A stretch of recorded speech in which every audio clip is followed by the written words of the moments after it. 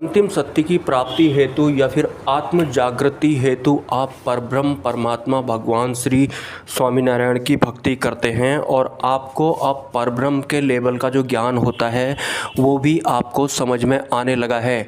लेकिन जहां आपको ज्ञान समझ में आने लगा है तो आपको दूसरों को समझाने वाला जैसा नहीं बन जाना है। और ये मैं उस वे में बता रहा हूँ जहाँ किसी इंसान को या फिर किसी साधक को कोई ज्ञान समझ में आ जाता है तो समझ में आने के बाद उसका अहंकार बढ़ जाता है, उसका ईगो जो होता है वो क्रिएट हो जाता है। तो अहंकार के मामले में सतर्क जो नहीं होते हैं तो ज्ञान समझ में आने के बाद वो किसी अन्य को समझाना बेटर समझते हैं। ध्यान रखिएगा, अगर परब्रह्म वाला ज्ञान आपको समझ में भी आने लगा है तो भी आपको अहंकार को स्कैन करते हुए अपनी यात्रा को आगे बढ़ाना है।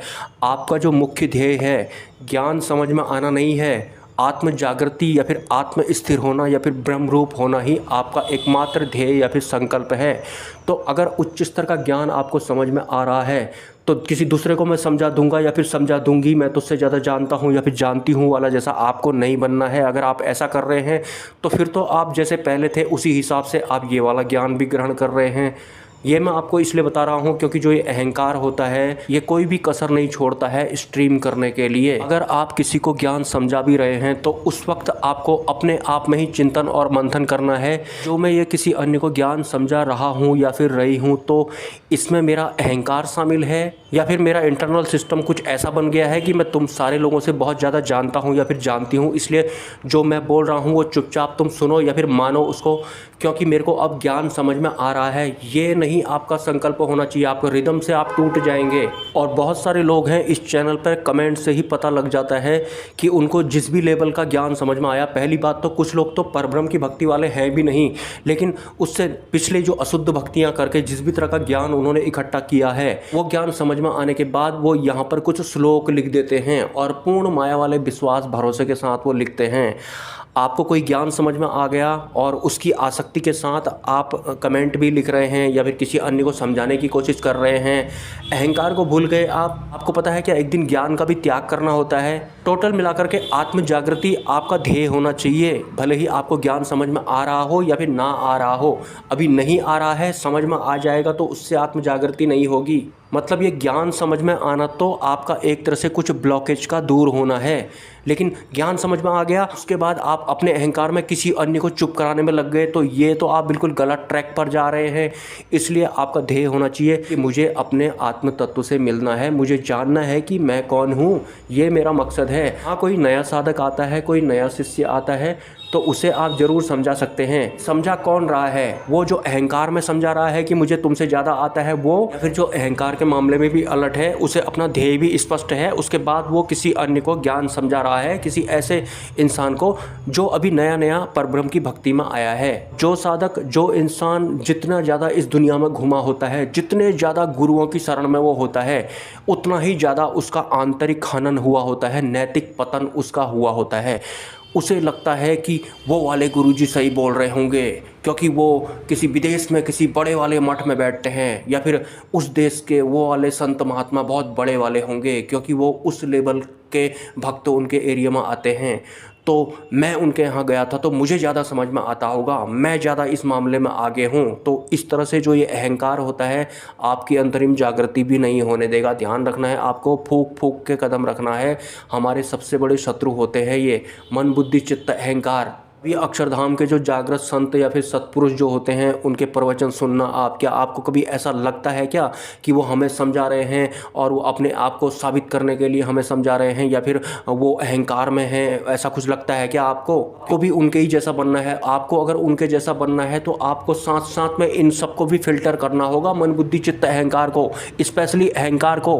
माना कि कुछ साल पहले आप सिद्धि मार्ग में थे, वहाँ जिस लेवल का आपका दिमाग था उस लेवल के अनुभव हुए, आपको वहाँ का ज्ञान समझ में आ गया तो वहाँ आप बढ़ चढ़कर गुरु बन गए। दुकानों पे जा रहे हैं तो आपको गुरुजी बाबा जी बोल रहे हैं, आपकी इज्जत कर रहे हैं, माया वाला सम्मान हो रहा है आपका, आपको भी अच्छा लग रहा है। लेकिन जब आप सिद्धि मार्ग का त्याग कर देते हैं, जब आप परब्रह्म की भक्ति में आ जाते हैं, यहाँ तो पहले ज्ञान समझ में आने के लिए पात्र बनना पड़ता है, फिर पुण्य कर्म वगैरह करने पड़ते हैं। लेकिन जिस दिन से आपको ज्ञान समझ में आने लग गया उस दिन से आपको भूलना नहीं है, सबसे बड़ा शत्रु हमारा अहंकार होता है।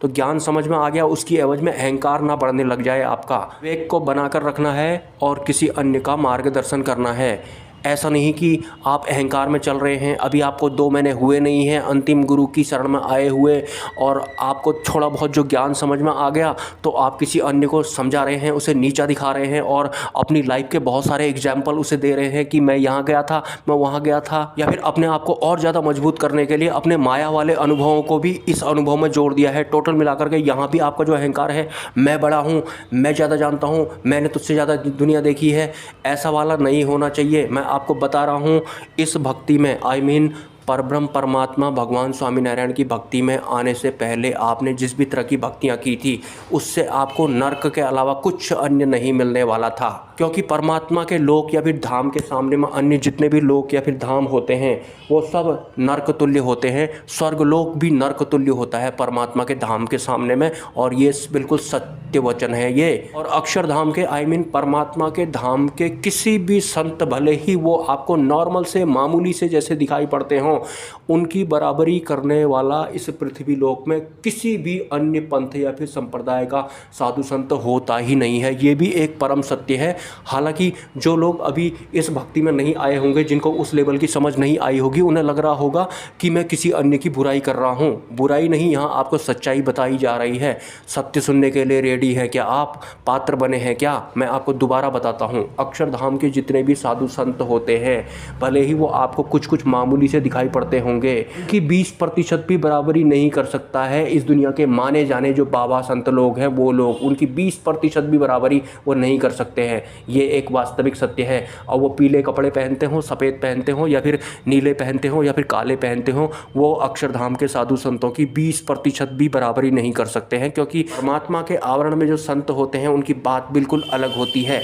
बाकी अन्य जो होते हैं वो माया के आवरण में होते हैं या फिर मायाबद्ध वाली भक्ति में वो होते हैं। सिंपली वो माया वाले आत्मज्ञानी या फिर माया वाले आत्मबोधि वगैरह होते हैं, और उनका ज्ञान सुन लेने से आपको अच्छा लगेगा, लेकिन आपका कल्याण नहीं होगा, आपकी अंतरिम जागृति नहीं होगी। आप देख लीजिए, क्या बुद्ध के बाद कोई बुद्ध 2 बना था? क्या ओशो के बाद ओशो 2 बना था? या फिर परमानंद जी महाराज के बाद कोई परमानंद 2 बना था? क्या नहीं बना था ना, बनेगा भी नहीं, कि उनके पास वो पात्रता नहीं है कि किसी दूसरे की आत्म जागृति करवा दें। ये पात्रता सिर्फ अक्षरधाम से संबंध रखने वाले साधु संतों में ही होती है। ये अंतिम सत्य है, क्योंकि जो भगवान स्वामीनारायण है वो परब्रह्म परमात्मा के अवतार हैं। बाकी कोई परब्रह्म परमात्मा के अवतार नहीं है।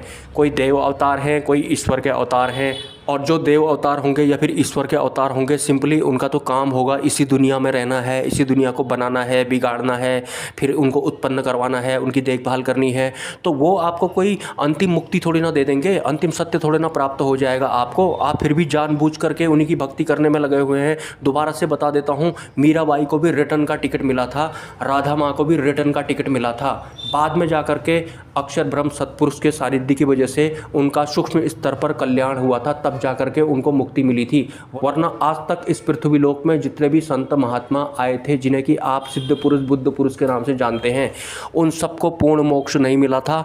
बाद में जा करके जब अक्षर ब्रह्म तत्व का इस पृथ्वी लोक में आगमन हुआ था, तब जा करके उनका सूक्ष्म स्तर पर कल्याण हुआ है। उससे पहले उन सबका रिटर्न में टिकट हुआ था। फिर वो उस लोक के वासी बने थे जिस लोक के बारे में मैंने आपको बता दिया है कि परमात्मा के लोक के सामने में अन्य लोक किस लेवल के होते हैं। ये एक परम सत्य है। लेकिन बुद्धि को संतुष्ट करने वाला और मन को तृप्त करने वाला ज्ञान आपको बहुत सारे साधु संत इस पृथ्वी लोक में देते हुए सुनाई पड़ते होंगे, लेकिन वो अक्षरधाम के किसी भी साधु संत के 5% भी बराबर नहीं होते हैं। 20% तो मैंने बहुत ज़्यादा बोल दिया है, आई एम सॉरी, इसके लिए मैं माफ़ी मांगना चाहूँगा। 5% भी नहीं होते हैं अन्य संप्रदाय के जो साधु संत होते हैं वो अक्षरधाम के सामने में। मैं अक्षरधाम का कोई एजेंट नहीं हूँ, ये मैं जानबूझ करके बड़ाई जैसी नहीं कर रहा हूँ, ये अंतिम सत्य है। इस तरह से बहुत पहले सिद्धि मार्ग के वीडियोस बनाते वक्त मैं बीच में बोला करता था कि मेरी जैसी ज़िंदगी आप में से कोई भी जो भी मेरे वीडियोस देखते हैं वो 15 मिनट नहीं जी सकते हैं। फिर बाद में मैंने बोला था कि 3 मिनट नहीं जी सकते हैं। तो ठीक उसी तरह से जो अक्षरधाम के साधु संत होते हैं, उनकी बराबरी इस पृथ्वी लोक के कोई भी अन्य जो साधु संत होते हैं वो 5% भी उनकी बराबरी नहीं कर सकते हैं। ये अंतिम सत्य है ये कि अक्षरधाम में एंट्री होती ही तब है जब आपका अहंकार शून्य हो जाएगा। और अहंकार शून्य ये अन्य जो भी संप्रदाय होते हैं उनमें किसी का नहीं हुआ होता है। आप देखते होंगे किस तरीके से ये एक दूसरे की बुराई कर रहे होते हैं और अपने मान सम्मान में ही वो दबे हुए होते हैं। अक्षरधाम में ये सब नहीं होता है। तो रिटर्न राधा वाली या फिर मीरा रिटर्न वाली भक्ति में आपको जानबूझकर नहीं आना है, भले ही उस संप्रदाय में आपको खरबों की संख्या में भक्त क्यों ना दिखाई पड़ते हों। परब्रह्म परमात्मा की जो भक्ति होती है गिने चुने लोगों को मिलती है।